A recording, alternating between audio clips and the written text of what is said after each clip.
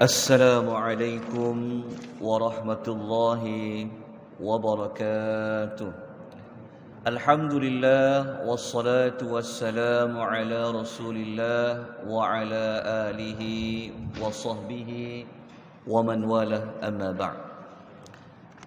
InsyaAllah pada pagi ini kita akan terus kepada ayat yang kedua, sambungan kepada ayat pertama yang telah kita bicarakan pada subuh hari semalam, yang mana pada ayat yang kedua ini Allah Subhanahu wa taala telah mengkhabarkan kepada kita, Allah menjelaskan kepada kita bahawa Al-Quran yang telah Allah turunkan kepada Nabi sallallahu alaihi wasallam itu sifatnya yang kedua adalah qayyimah, iaitu yang tetap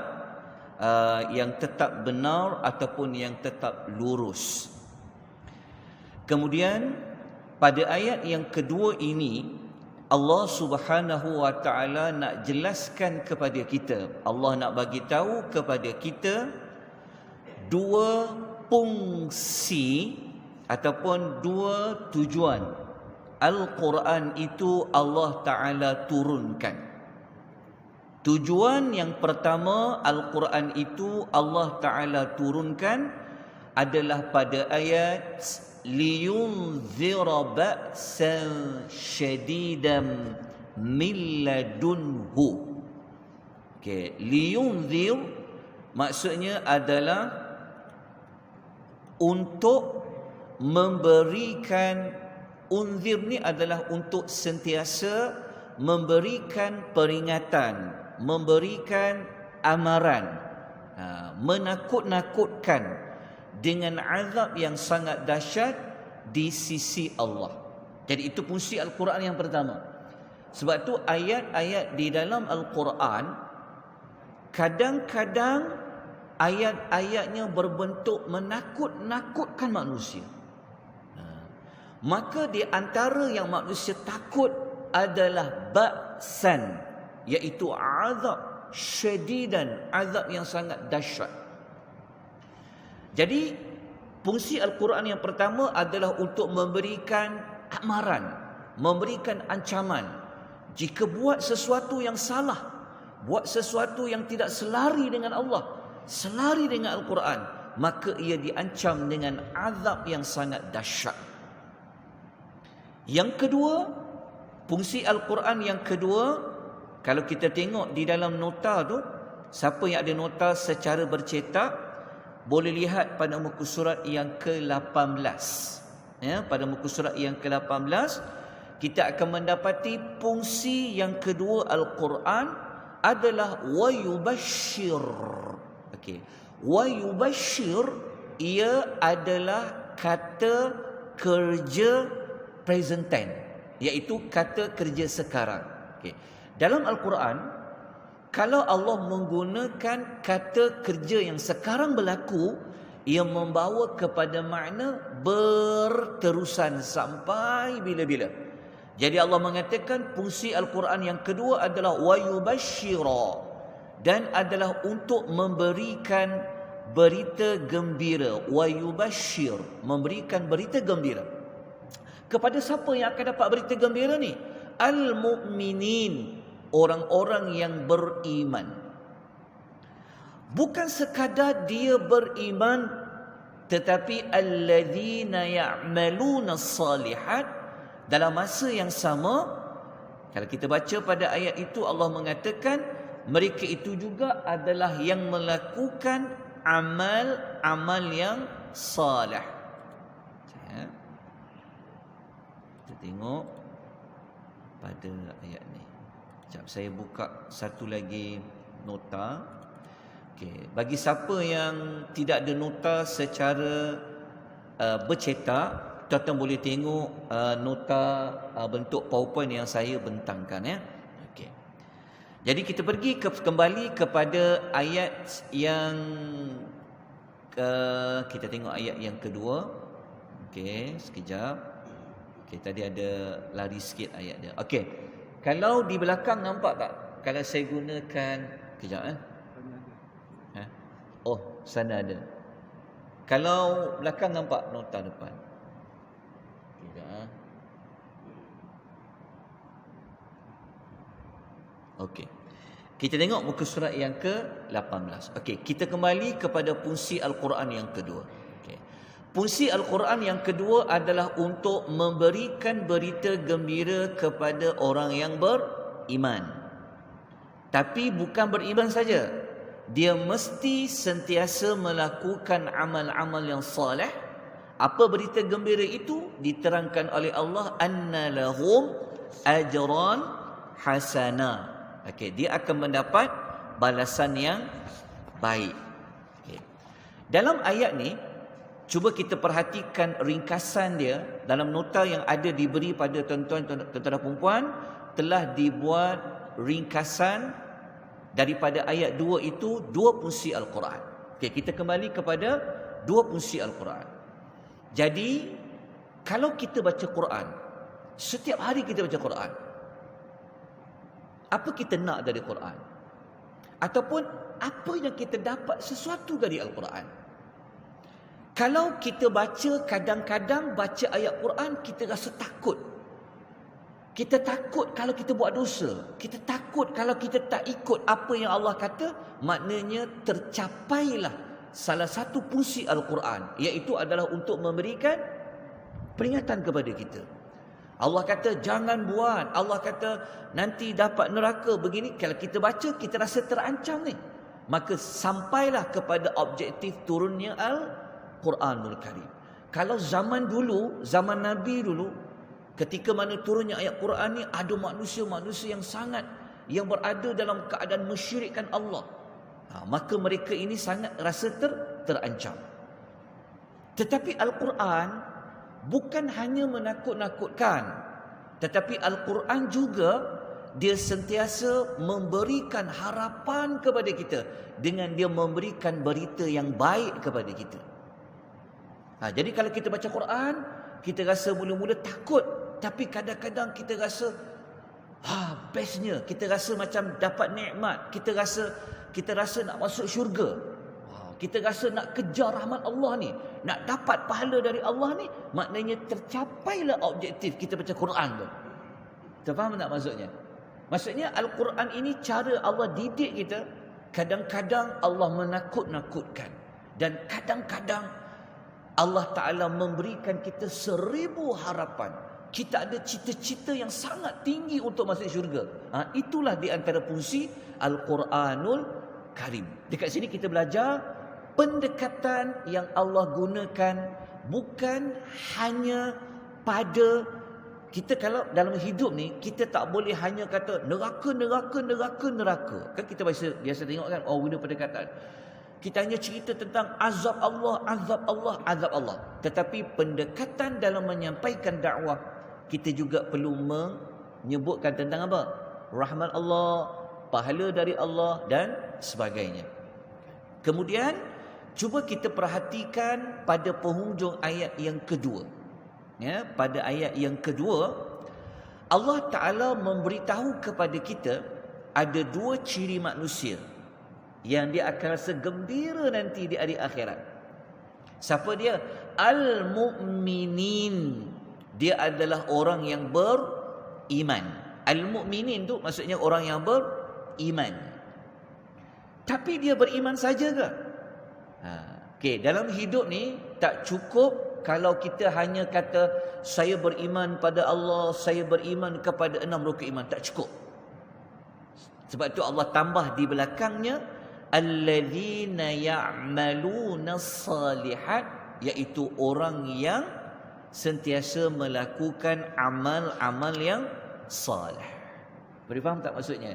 Maksud dia, Allah bagi tahu kepada kita, kalau kita nak gembira nanti bertemu dengan Allah, kita rasa gembira hidup ni, maka kita perlu buat dua perkara. Yang pertama, allazi al-mu'minin. Kita kena beriman dulu. Beriman kepada 6 rukun iman. Percaya dengan yakin kepada 6 perkara tu. Percaya tentang Allah, Rasul, kitab-kitab, hari akhirat dan sebagainya. Termasuk qada dan qadar. Kita beriman. Dalam masa yang sama tak cukup kita hanya beriman, tetapi Allah menambah perkataan selepasnya, mereka yang sentiasa ya'maluna as-salihat. Okey, cuba perhatikan perkataan as-salihat. Perkataan as-salihat selepas perkataan ya'malun. Okey, jumpa? Okey. Kenapa? Kalau kita tengok terjemahan ni, dia akan bawa masuk macam ni. Okey, cuba kita tengok perkataan amal yang salih. Jumpa tak perkataan as-salihat? Okey. Kenapa selalu kita jumpa macam ni? Kenapa kita selalu jumpa buat amal tapi amal salih? Macam kita baca surah Wal Asri kan? Illal ladzina amanu wa amilu as-salihat. Kenapa ada perkataan amal dan kenapa ada perkataan salih? Menunjukkan bahawasanya bukan semua amal yang kita buat dia salih. Ada amal yang dia tak salih, tetapi untuk bertemu dengan Allah, sebab kita dah kata bahawa penutup surah Al-Kahfi cerita tentang pertemuan kita dengan Allah. Kalau kita nak gembira bertemu dengan Allah, maka kita kena buat amal, sentiasa beramal. Tapi amal tu apa? Amal itu mesti salihat, salih. Okey. Apa ciri-ciri amal itu salih? Ciri-ciri amal itu menjadi salih. Yang pertama, dia mesti ikhlas. Kalau dia datang masjid, dia buat amal tak? Ya, dia beramal. Apa amal dia? Amal datang ke masjid. Tapi amal datang ke masjid tu salih tak? Jadi salih tak? Amal itu datang ke masjid tak akan jadi salih kalau tak cukup syarat. Syarat amal salih apa dia? Yang pertama mesti ikhlas, datang kerana Allah, datang cari rahmat Allah. Yang kedua, mesti mengikuti sunnah Nabi sallallahu alaihi wasallam. Dia akan jadi salih. Sebab tu kita jumpa banyak dalam Quran. Kalau Allah sebut perkataan amanu, dia akan tambah perkataan wa'amil, beramal. Tapi amal yang mana? Amal yang salih. Jadi amal kalau nak jadi salih, mesti amal itu dia mesti ikhlas dan dia ikut amal itu bersesuaian dengan apa yang ditunjukkan oleh Nabi sallallahu alaihi wasallam. Jadi apabila kita baca Al-Quran seperti mana suratul Kahfi contohnya, maka kadang-kadang kita rasa macam berubah air muka kita, takut kita nak masuk neraka ni. Takut kita baca kisah-kisah umat-umat terdahulu yang telah Allah binasakan. Kita takut nak Allah Ta'ala murka. Kita telah mencapai fungsi Al-Quran itu yang pertama. Dan kadang-kadang kita baca Al-Quranul Karim tu, kita rasa muka kita berubah menjadi gembira. Kita rasa impian kita, cita-cita kita menjadi tinggi. Sebab apa? Sebab kita baca ayat Quran yang Allah kata pahala di sisi Allah ini besar, rahmat Allah, dapat keampunan, dapat syurga. Syurga tu pula diterangkan bentuknya bagaimana. Kita rasa macam gembira sangat. Tetapi nak gembira tu jangan lupa di belakangnya ada apa? Al-mu'minin. Dia mesti beriman. Beriman saja tak cukup. Dia perlu apa? Ya'malun. Dia perlu buat amal. Amal saja tak cukup. Dia mesti apa? Salihat. Dia mesti salih. Jadi dalam ayat ini, penutup ayat yang kedua, Allah menjelaskan apa berita gembira yang dinantikan oleh orang yang beriman. Allah kata annalahum ajran hasana, iaitu mereka akan mendapat balasan yang baik di sisi Allah. Nak dapat balasan yang baik tak? Nak dapat balasan yang baik. Okay. Tetapi ayat 2, Allah tidak menerangkan secara khusus apa contoh balasan yang baik. Tapi ingat mudah je. Kalau Allah balas, dia pasti yang terbaik.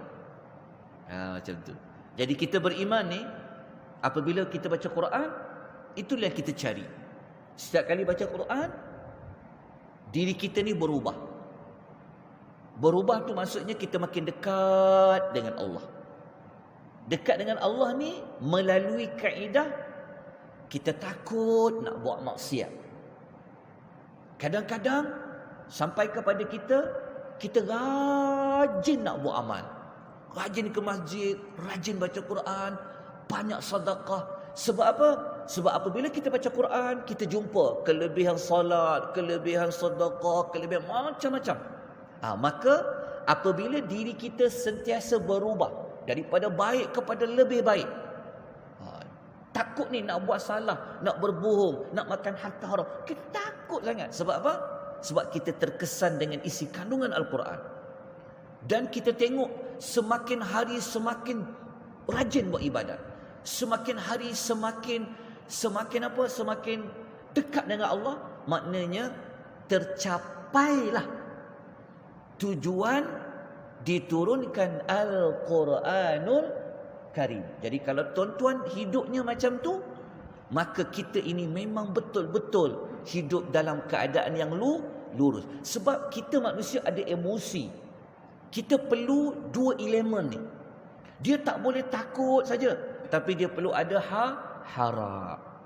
Jadi untuk dapat dua keadaan tersebut, sumber utamanya adalah Al-Quran.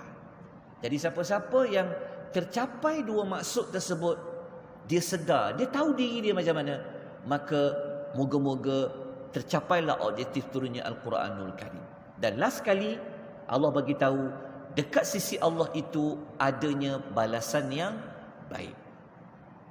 Okay. Nak tahu apa balasan yang baik itu, kita kena baca pada ayat yang ketiga. Okey.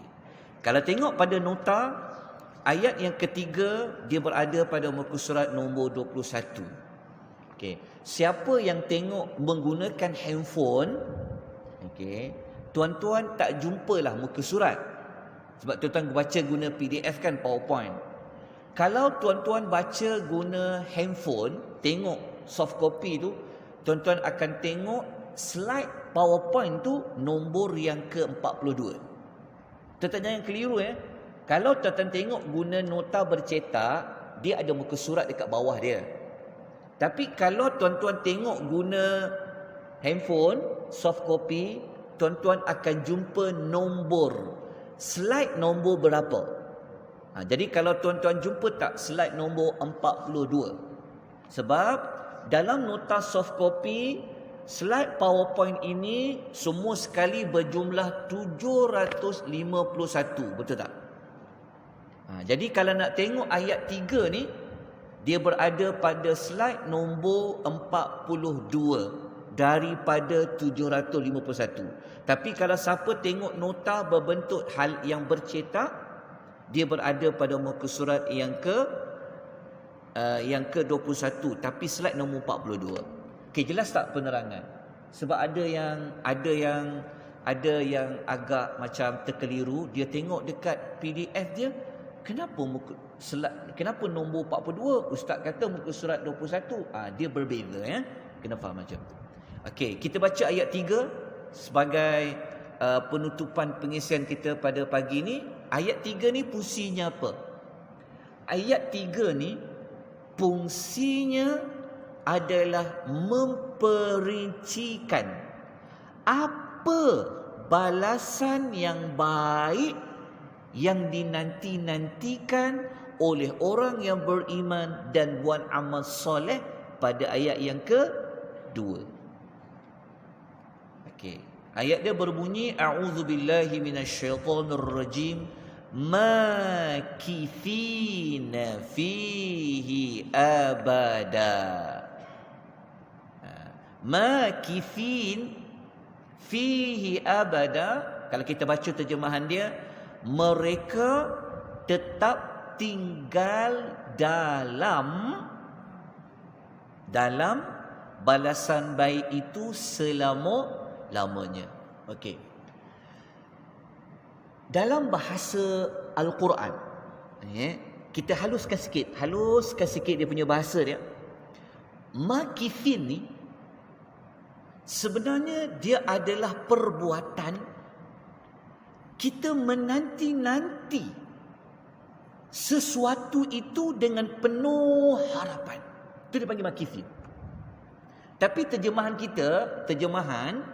secara makna kita kata mereka tetap tinggal dalam itu selama-lamanya. Tinggal apa? Jawapannya adalah syurga. Tetapi kalau kita dalamkan sikit makithin ni, sebenarnya dia adalah maksud dia mereka menanti-nanti dengan penuh harapan ni. Apa dia yang Allah nak bagi balasan yang baik seperti mana ayat 2. Tuan-tuan, saya telah ingatkan, apabila baca ayat 3, jangan lupa untuk kembali merujuk ayat sebelumnya. Faham tak maksudnya? Sebab fungsi satu ayat kepada satu ayat, fungsinya adalah untuk mentafsirkan antara ayat dengan ayat. Okay. Jadi kalau kita tengok kepada ayat 3 ni, kita tahu dah balasan baik tu apa? Balasan baik itu sudah pasti syurga. Tetapi untuk lebih lagi rasa macam nak tambahkan lagi penghayatan dia, kena ambil perkataan makithin itu, maknanya sentiasa menanti dengan penuh harapan. Contoh kalau Allah bagi tahu, okey, siapa beriman, dia buat amal soleh, dia akan dapat balasan yang baik. Kita pun ternanti-nanti, apa balasan baik tu? Apa balasan baik itu? Kalau kita ternanti-nanti dengan penuh harapan balasan baik seperti ayat 2, maknanya kita seperti ayat makithin. Maksudnya syurga lah. Orang masuk syurga ni, dia bukan dapat sekali arum nikmat tu. Dia akan masuk syurga je, dia akan menanti, apa lagi nak dapat. Itulah makithin. Okey, itu adalah isi kandungan ayat yang ke-3. Insya-Allah hari yang berikutnya kita akan bincangkan lagi untuk ayat ke-3, lepas tu kita terus masuk kepada ayat yang ke-4. Insya-Allah. Jadi manfaatkan nota yang telah diberikan secara soft copy dan juga nota yang telah diberikan secara bercetak. Tuan-tuan, nota adalah dibiayai oleh pihak pengurusan Masjid At-Taqwa. Jadi kalau tuan-tuan rasa nak menyumbang kembali kepada masjid, maka amat dialu-alukan. Tapi nota bentuk hard copy ni kalau ada lagi tak dapat, tolong maklumkan. InsyaAllah nanti akan diberikan kepada tuan-tuan dan puan-puan. Aqulu qawli hadha wa astaghfirullahal azim. Wabillahi taufiq wal hidayah. Wassalamu alaikum warahmatullahi wabarakatuh.